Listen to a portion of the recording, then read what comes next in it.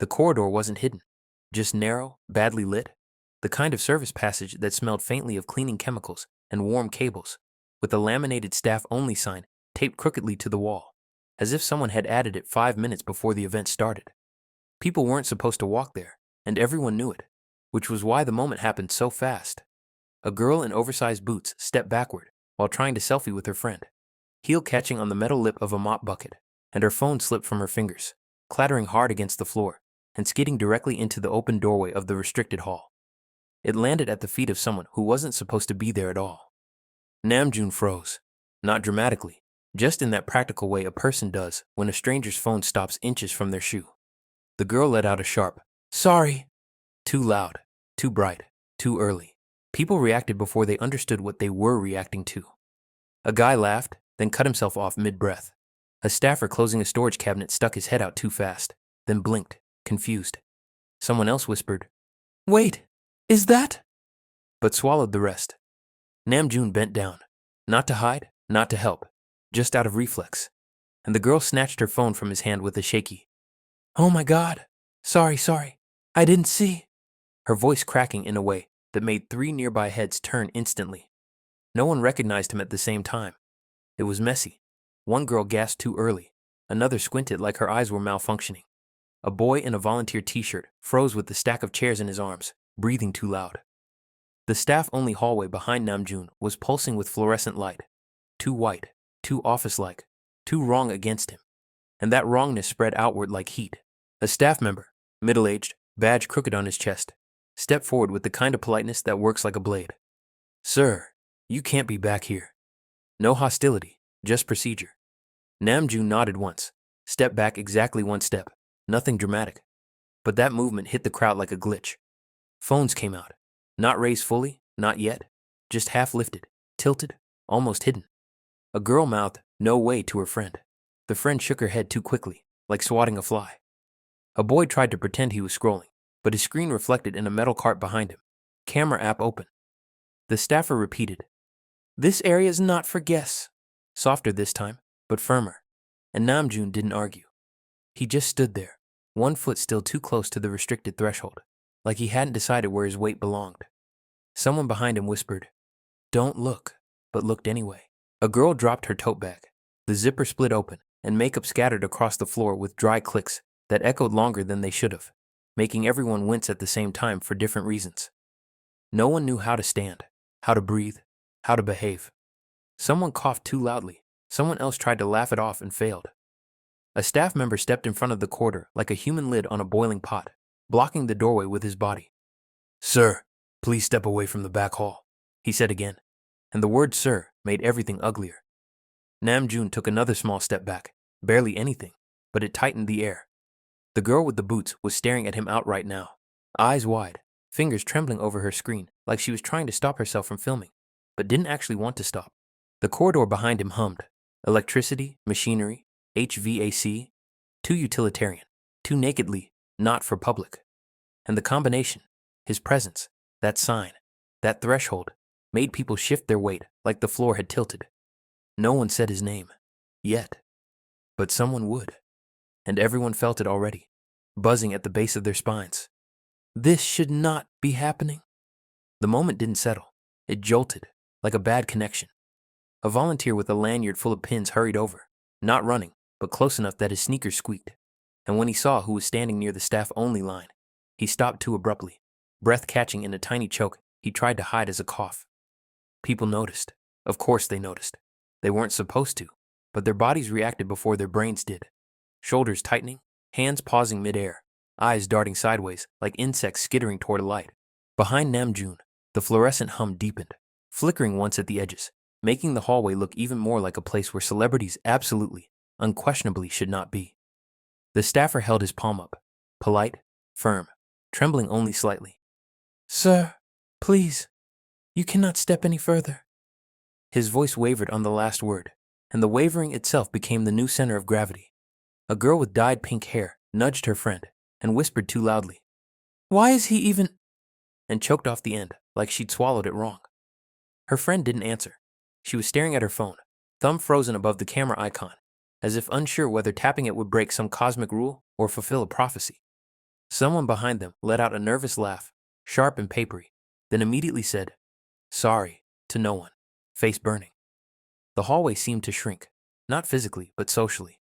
The air thickened, pressing everyone into the wrong distance from each other. Namjoon took a small step sideways, maybe to make space, maybe to reposition. But the micro move snapped attention like a magnet. A boy near the wall muttered, "No, that's him, right?" His voice cracked embarrassingly, and he slammed his lips shut like he'd bitten them. Another person said, "Don't say his name," but it came out half-strangled, more command than whisper. Phones hovered, not high, not confident, but hovering, betraying the lie that no one was filming. A staff girl tried to walk past carrying a crate of water bottles. She saw him, froze, pivoted too suddenly, the crate tilting, one bottle falling out and bouncing across the floor. The clatter punched into the situation, like a second mistake layered onto the first. Everyone flinched. Namjoon didn't move, but the staffer did, blocking the corridor again, palms out, apologetic but firm, repeating, "You're not allowed in this section, sir. It's for staff only."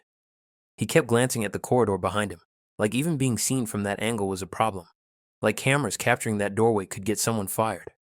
A group of girls walking past slowed down, pretending to check a schedule board, but every few seconds one of them peeked over her shoulder, then pretended she hadn't. Their whispers were frantic, broken.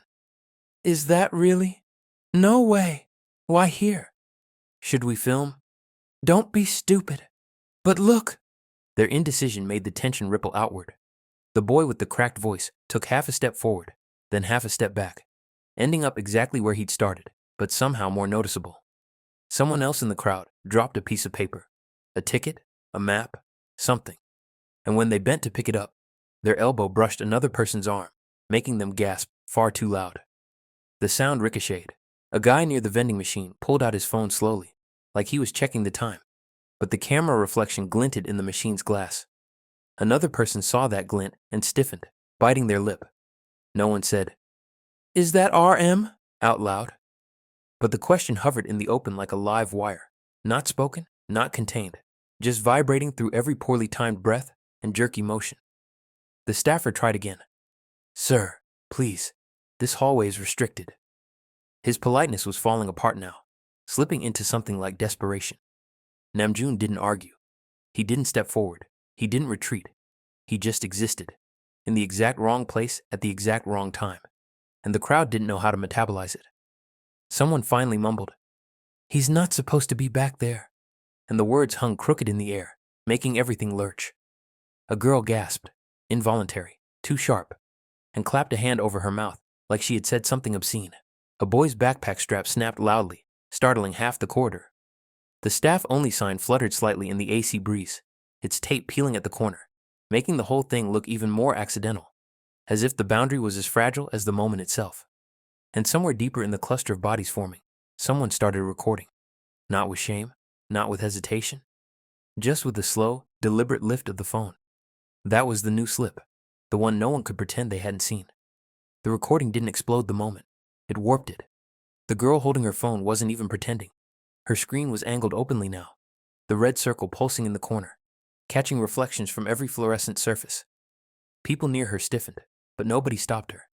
Nobody wanted to be the first to intervene and accidentally turn the whole thing into a confrontation. A guy in a denim jacket muttered, "Don't film. Seriously." But his voice came out thin, almost apologetic, and the girl didn't even look up. She just kept the lens steady, breathing fast through her mouth, like she was afraid her hands would shake if she exhaled too hard. That was enough to draw others closer. Not a rush, not a wave, just a slow tilt of bodies, like gravity had shifted, and everyone was sliding in the same direction without meaning to. The staffer in front of the corridor sensed it before he understood it. He stepped wider, arms stiff, like he could block not just a person, but a moment. "Folks, please clear the walkway," he said, voice cracking on the last word. Someone laughed, too loud, too desperate, and immediately apologized to no one, cheeks flaming. Namjoon moved only slightly, adjusting his foot, but that motion sent a new ripple through the group. Heads jerking up, breaths catching, a rustle of clothes and bags. A girl near the wall blinked rapidly, trying and failing to convince herself she wasn't seeing who she was seeing. Her friend tugged her sleeve and whispered, "It's not him." But her whisper was trembling, unconvincing, more like a plea than a theory. The fluorescent lights buzzed again, a sharp flicker like a warning, and the staff-only sign flapped once more, its tape sagging dangerously, as if the boundary itself were giving up. A security radio crackled nearby, a burst of static, a clipped syllable, then silence, and half the people jumped, even though it wasn't addressed to them. A boy in a white hoodie tried to walk past casually, but he tripped on the leg of a folding table, knocking into another person so hard she yelped. Everyone looked at her instead of him, then immediately looked away, embarrassed at the way the moment kept reassigning focus. Namjoon stayed still. Too still. Not defensive, not hiding, just present. Present in a way that felt impossible for the setting. A girl with the staff badge tried to squeeze past carrying a box of cables, but when she saw him, she jerked sideways, almost dropping the box, muttering, "Oh no, sorry, 3 times like a mantra. The cables rattled loudly, the violent plastic clatter, a sonic flare that dragged more attention into the corridor. The denim jacket guy swore under his breath, nerves fraying. A different boy raised his phone slightly higher, then immediately lowered it, then raised it again, indecisive, twitchy, like his hands and thoughts were out of sync. Someone hissed, "Stop filming," but it sounded more like a dare than a command, and no one obeyed. The crowd split into 3 factions without meaning to. The ones pretending nothing was happening, eyes locked on fake notifications. The ones staring openly, breath shallow, phones hovering. And the ones trying to physically block themselves from the scene, even though they were already part of it. A young woman in a black skirt approached from the main hall and nearly walked straight into the tension without noticing, until she saw him. Her shoes scuffed the floor with a sharp squeal as she stopped short, eyes widening for a fraction of a second before she jerked her head away so theatrically that it only drew more attention. Her reaction triggered a chain. A boy gasped, a girl cursed quietly, someone dropped their lanyard and let it lie there rather than bend down. Everyone moved wrong, too stiff or too fluid, like their limbs were puppeted by panic. The staffer tried again, voice stretched thin. "Sir, I really need you to step out of this area." Namjoon didn't argue. He didn't even look offended. He just stepped half a pace back, and that was the exact moment someone whispered his name. Not loud, not excited, just a tiny, raw exhale of recognition. The sound wasn't even complete, but it didn't need to be. It coated the corridor in a new kind of electricity. Heads snapped, shoulders tensed. A girl near the vending machine whispered, "Shh, shh, shh," but she was the only one making noise. The girl recording lifted her phone higher, openly now, using her friend's shoulder to stabilize her arm. Someone else followed, and someone else. They weren't coordinated. Screens bobbed unevenly at different heights, like a broken constellation. The staffer's face drained. A volunteer whispered, "We need another guard," but didn't move, stuck between duty and fear of escalating. The staff-only sign finally peeled halfway off the wall, curling downward like a grim joke, revealing the bare plaster underneath. Phones rose another inch. Someone muttered, "This is bad," while another said, "Why is he even back here?" And another whispered, "Don't look at him, don't." But they were all looking, even when they tried not to. Namjoon stayed in the center of the moment, the way a dropped object stays in the center of a ripple, and the corridor, that ugly, fluorescent, wrong space, seemed to tighten around him, as if the walls were leaning closer. No one had shouted, no one had approached him, but the scene was shifting from confusion to inevitability, and everyone could feel it in their bones, even if nobody dared say it out loud. The slip wasn't coming. It had already happened, and now the moment was sliding downhill. Fast. The downhill slide didn't look dramatic. It looked stupid, human. A girl near the front tried to back away without turning around, stepped on the corner of someone's tote bag, and the entire contents spilled across the floor. Lip gloss, charger, crumpled receipts, a half-eaten protein bar that rolled directly toward Namjoon's shoe like fate was mocking her. She lunged for it with a panicked squeak, nearly colliding with him, and the collision that didn't happen snapped the crowd into a jagged, frantic shuffle. People jerked sideways, bumping shoulders, stepping on each other's feet, muttering, "Sorry," and "Shit, sorry," without meaning any of it. Phones shot up, then down, then up again, like a row of malfunctioning streetlights. A volunteer reached out as if to guide people away, but his hand hung in the air uselessly, trembling. Someone behind him whispered, "He's not allowed there." But the whisper had teeth now. Not judgment, not fear, just the blunt acknowledgement of a rule breaking in real time. The staffer guarding the corridor took a half step forward, blocking the staff-only doorway with his entire body. arms wide, as if that could fix anything. "Everyone please move back," he said, but his voice cracked so sharply that a girl laughed reflexively. A single, wrong bark of sound that made her slap a hand over her mouth. Namjoon shifted again, barely anything, just repositioning his weight. But every eye latched onto the movement like it was forbidden. A boy lifted his phone fully now, no pretense, filming straight at him. Another followed. A third hesitated, then clicked record anyway, muttering, "Whatever," under his breath. The pink-haired girl whispered, "Don't zoom, idiot." But her own phone was shaking from how hard she was clutching it. Someone finally said his name properly, clear, quiet, flat. RM.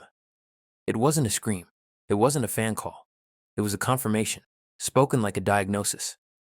The corridor contracted around the word. The staff-only sign hung by a single corner of tape, bouncing slightly with every draft from the main hall, the peeling plastic making a dry fluttering sound that somehow made everything worse. People weren't looking at Namjoon now. They were looking at each other, at the recordings, at the evidence taking shape around him. A guy whispered, "He shouldn't be here." And his friend answered, "Then why is he?" The staffer stepped closer, palms out, pleading now. "Sir, please, you need to step away from this area." But Namjoon wasn't the one causing the movement anymore. It was the crowd, leaning in, pulling back, breathing too loud, filling the space with the kind of tension that doesn't erupt but festers, turning the corridor into a trap of perception. And in the center, he stood with one foot near a doorway he was never meant to touch, surrounded by people who couldn't stop watching, even as their bodies begged them to look away. The moment cracked not with a scream, but with the smallest, dumbest sound. Someone's notification ping, bright, cheery, completely out of place. It sliced through the corridor, and every head twitched toward it like a reflex they hated themselves for having. A girl fumbled her phone, trying to silence it, but her panic made it worse. She hit the wrong button, the flashlight blasted on, and the beam hit Namjoon's face in a harsh, surgical flash before she managed to jerk it downward. That flash, that single, accidental spotlight, detonated whatever restraint was left. Phones rose everywhere at once, not coordinated but chaotic, bobbing and shaking. Some pointed directly at him, some at the staffer, some at the doorway, like it was the scene of a crime. A guy said, "Oh my God," under his breath. Another muttered, "Don't film, don't film," even as his own hand lifted halfway. The staffer lunged forward, not touching anyone, but trying to corral the moment with his voice. "Everyone please step back. Please." It was useless. The staff-only sign finally detached completely and fluttered to the floor, landing crookedly at Namjoon's heel. A visual punchline nobody wanted to laugh at, but everybody saw. The pink-haired girl whispered, "This is so bad," eyes darting between the dropped sign and his face. Someone else said, "Why is he even trying to go in there?" Another, "Is he lost?" Another, "No, he was going in." No one knew. No one cared. The narrative had already escaped them. Namjoon didn't move, didn't defend himself, didn't explain. He just stood there, breath steady, but body caught in the crossfire of 30 different interpretations forming in real time. A boy stepped forward, too bold, too curious, phone raised high, and said, "Can you look here?" The staffer snapped, "Back up." But it was too late. The boldness had triggered a chain. People surged in tiny, uneven bursts. A shuffle here, a lurch there, elbows knocking, shoulders colliding, breath mixing in a way that felt wrong, invasive, indecent. A girl near the wall pressed herself flat against it, whispering, "I can't watch this," even as she kept her camera pointed straight ahead. A guy near the front said the quiet part out loud. "What was he even doing in the staff corridor?" The question dropped like a stone into the crowd, and everyone reacted, not with answers, but with hunger. Phones zoomed in. Someone tilted their camera to capture the sign on the ground. Someone else angled theirs to show his proximity to it. In seconds, the story was no longer about him being here. It was about why he had been trying to go there. The door behind him remained closed, but in the footage forming, it would look like a gate he'd been caught trying to cross. A forbidden threshold, a mistake, a scandal. He finally blinked, just once, and in that blink, a girl gasped, a boy whispered, "Holy shit," and someone at the back murmured, "This is going to blow up." And it would. Not because of what happened, but because everyone saw it happen together, poorly, messily, through shaky screens and half-formed guesses. The staffer tried once more, nearly pleading, "Sir, You need to move away from this area now. But Namjoon didn't get the chance, because a final flash went off, bright, direct, intentional, and the corridor erupted in overlapping sounds, gasps, curses, the shuffle of bodies tripping over each other to capture the moment before it dissolved. He didn't react, he didn't pose, he didn't speak, but the image was sealed. RM, caught at the entrance of a forbidden hallway, the staff-only sign at his feet, and a crowd swallowing him not with love, but with confusion turning rapidly into speculation. There was no ending, no resolution, just the collective, breathless, horrified thought blooming in every mind, including the readers. The only thought that made any sense of the chaos. What were they doing there?